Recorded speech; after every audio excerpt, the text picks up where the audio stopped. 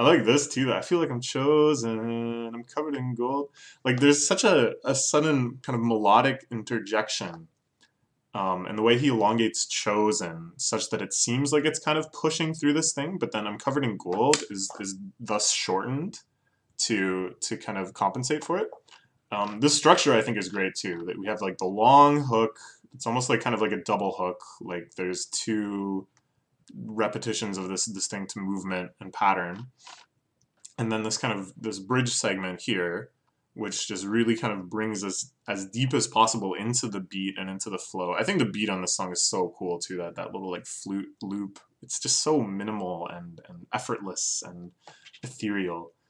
And then this is like where it gets really crazy. This is I think the genius of Travis Scott is that he sees this kind of interjection that he can make. So it starts with like the normal hook again, but then Travis Scott comes in with like the classic yeah ad lib, and then just hits it with two-tone for text in the clip like a over these just for years. Oh, which of course is just part of the original hook, but now like Travis Scott is doing it, and there's like just this slight other edge to it, because of like his own vocal styles and such.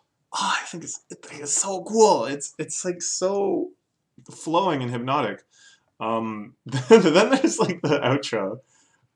This is so bizarre to me. Nav does just this like incredibly short verse, which is like kind of similar to the flow that's being used on these other tracks, but like definitely not the same.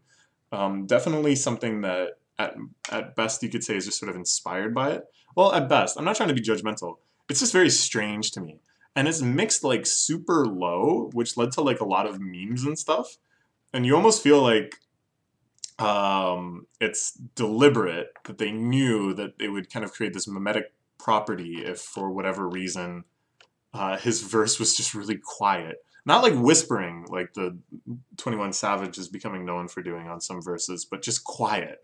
Um, and it does seem like, you know, with trap music, you should never take that option off the table, that it is deliberate and that it's just to kind of make the song memorable in some new strange way. But then in the music video version, they actually mix it back up. So it was just like a mistake. Like they actually just put it in too quietly.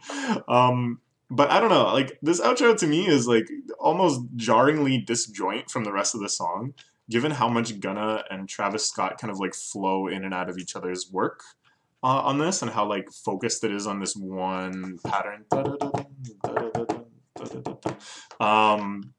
But I think it actually has a really good effect where like once I've listened to it, I'm like that much removed from this flow that it gives me just enough time to kind of almost become like nostalgic for this hook and stuff, so that as soon as it's finished, I'm like, all right, one more time, one more time. So this song to me is like incredibly addictive. I think that's all I wanted to say about it. I don't know, man. Gonna like for a long time I thought he was just sort of Young Thug Jr., and I think he kind of is in a lot of ways.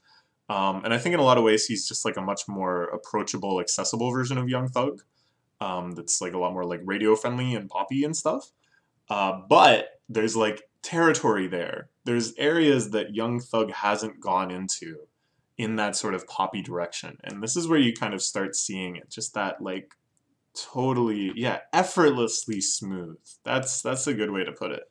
This effortlessly smooth, totally just giving you what you want, pure dopamine release. I think that's something that he's becoming uniquely good at doing. And just his choice, his word usage, I think is so smart. When you look at where he puts kind of these really inflected words like Rolex, Patek, there's like another greater rhythm to it that kind of starts hitting these more like harsh sounds, whereas most of the time dress, mess, flesh, rest, much more like flowing, smooth words and stuff. You know? Like that sort of thing, I think just really must come intuitively to him. I know it definitely comes intuitively to Young Thug. But man, I'm just never going to get tired of him saying two-tone Patek, which he also, he refers to a two-tone rollie on Lesbian on the Metro Boomin album. So I don't know. He's really into these two-tone watches. I don't know if I get the appeal of the two-tone. I don't know. I'm not really into watches though. Okay, that's it for today's song of the day.